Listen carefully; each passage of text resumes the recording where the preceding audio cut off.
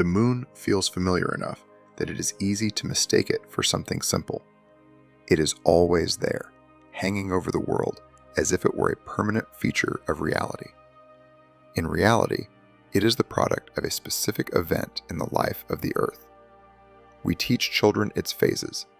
We tie it to tides, to calendars, to wolves, to lovers, to madness, to sleep. It can begin to feel less like an object and more like a member of the family. A promise is always there. But the moon is not just a light in the sky. It is a wound in the history of the solar system, and scientists still argue over exactly how that wound was made. The reason the argument persists is not that researchers are guessing wildly or that there is no leading theory. There is one. The giant impact model remains the dominant framework for explaining the moon's origin.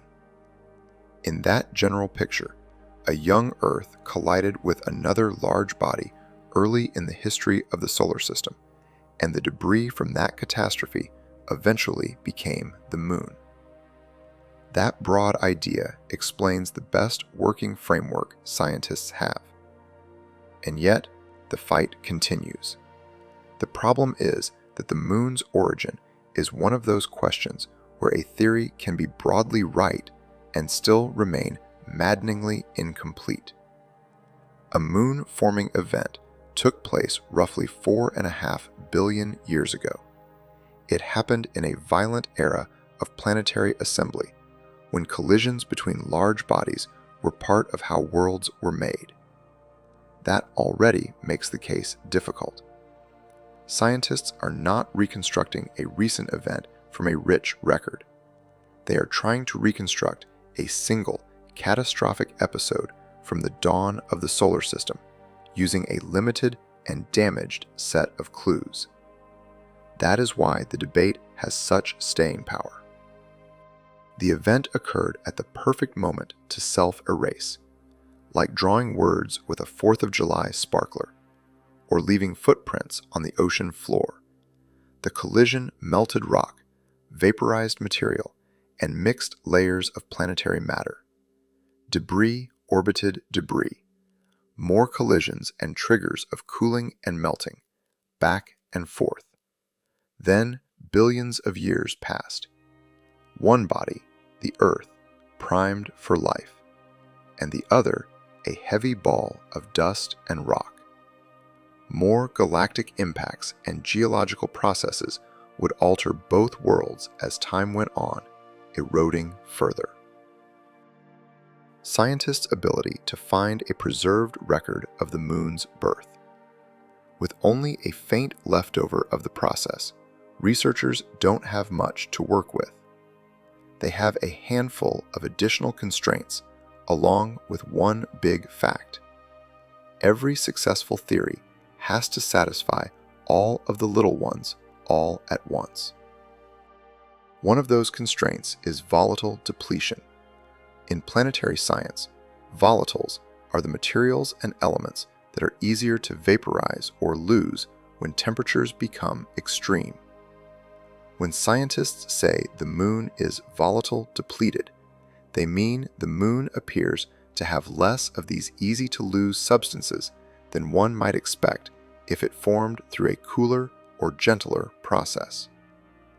That points toward tremendous heat.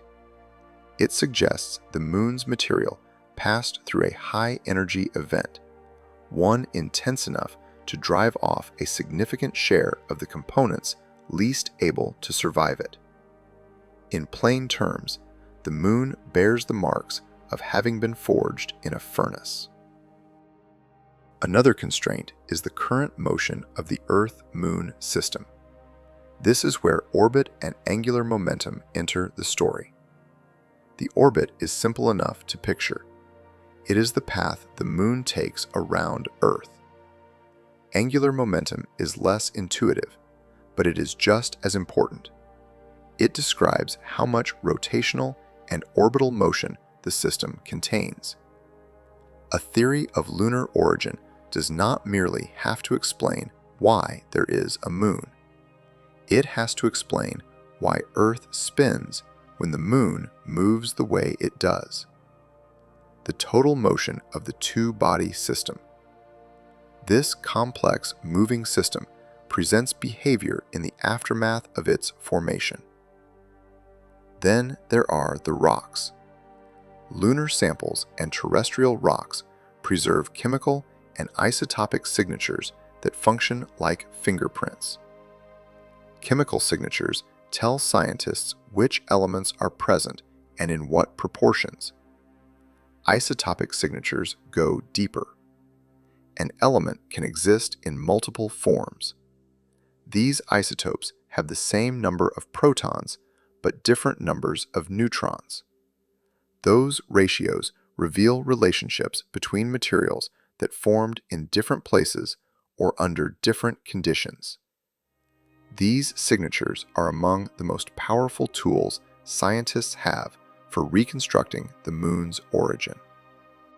And this is where the giant impact model runs into one of its biggest headaches. If a separate body struck Earth and a large fraction of the Moon formed from that body's material, the Moon has to carry a more distinct, robust chemical identity. Instead, the Moon material seems to be Earth-like. The Moon often looks extremely similar to Earth in these isotopic fingerprints. In some cases, the similarity is so close that it becomes difficult to reconcile with simpler versions of the impact theory. This realization certainly complicates things. Following either one of these leading frameworks may solve several major problems, while also generating new ones. The giant impact idea explains why the Moon is relatively poor in iron compared with Earth's large iron core, while the Moon appears to have a much smaller metallic core relative to its size. A giant impact naturally suggests a scenario in which material from outer layers, rather than core-rich metal, dominates the debris that goes on to form the Moon. The same broad family of models also helps explain the high energy conditions implied by volatile depletion. It gives scientists a way to account for the scale and violence that the evidence seems to require. But once you try to match the exquisite Earth-like isotopic signatures, matters become more difficult. Some versions of the theory propose that the collision was so energetic that the materials of Earth and the impactor became thoroughly mixed before the Moon condensed from the resulting debris. Other models suggest unusual impact geometries, different initial spin conditions for the Earth, or more exotic post-impact states in which the distinction between the two bodies are temporarily blurred into a hot, extended structure. Many attempt to make one framework satisfy all the evidence at once. This is why some literature feels unsettled, even when there is a dominant theory. The debate now is often less about whether some form of giant impact happened, and more about what kind of giant impact happened, how energetic it was, how much mixing occurred, and how the final Earth-Moon system inherited the properties we observe today. There is another reason the matter stays open. With only 386 kilograms of rock to test and examine, the evidence itself is limited. The lunar samples don't globally represent every terrain and depth on the Moon. The Apollo missions returned samples from a small number of landing sites. Lunar meteorites have helped fill in more context, but scientists still work with an incomplete window into the Moon's full history. Every new sample, every improved isotopic measurement, every refinement in modeling can shift how the puzzle pieces fit together. Even the timeline contains uncertainty. The Moon formed early, but narrowing down the exact moment of the event and separating the signal of the formation itself from later episodes of melting, differentiation, and thermal evolution remains difficult. The moon is ancient, but that ancientness is not a simple, verifiable fact. There is also a deeper methodological problem that tends to get lost in public discussion.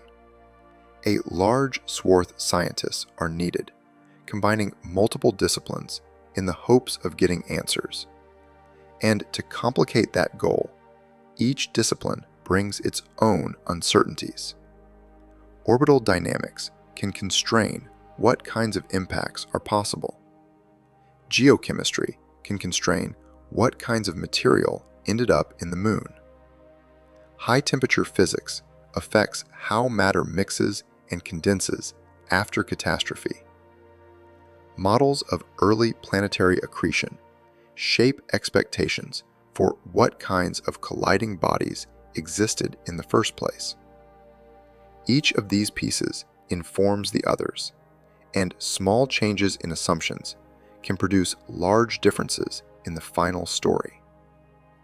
So, the origin of the moon sits at the intersection of several hard sciences, each one dealing with a remote event that cannot be directly observed. Researchers build explanations that must survive a gauntlet of constraints from chemistry, physics, planetary dynamics, and comparative geology. The answer remains difficult because the standards of proof are high and the surviving clues are partial. The persistence of this argument on the origin of the moon is a sign of scientific health. If the evidence were thin and nobody cared, the question would have gone soft long ago. Instead, lunar origin remains a live issue precisely because the data are rich enough to provoke serious disagreement. The moon's chemistry says one thing, its dynamics say another. Its thermal history adds another layer. Researchers keep testing new models because the old ones are not quite sufficient, and because the object in the sky keeps refusing to be reduced to a single, clean origin story without resistance. It's cool that familiar objects can still be intellectually hostile. The moon is close enough to dominate the night sky and intimate enough to feel woven into human life. But from the standpoint of origin, it remains stubbornly strange. It may well have emerged from a collision of worlds, but if so, that collision produced an object more chemically like Earth than some straightforward models would predict, more depleted in volatile substances than cooler scenarios can easily explain, and bound into an orbital relationship whose present motion has to be accounted for with precision. To explain the moon is to do more than tell a story about one impact. To produce a theory, one must account for heat, motion, composition, and time-damaged evidence all at once. To explain the moon is to do more than tell a story about one impact. To produce a theory, one must account for heat, motion, composition, and time-damaged evidence all at once. What exact dramatic thing happened? Under what conditions? And how did that event leave behind a moon that looks this much like Earth, while also bearing the scars of immense heat and violent formation?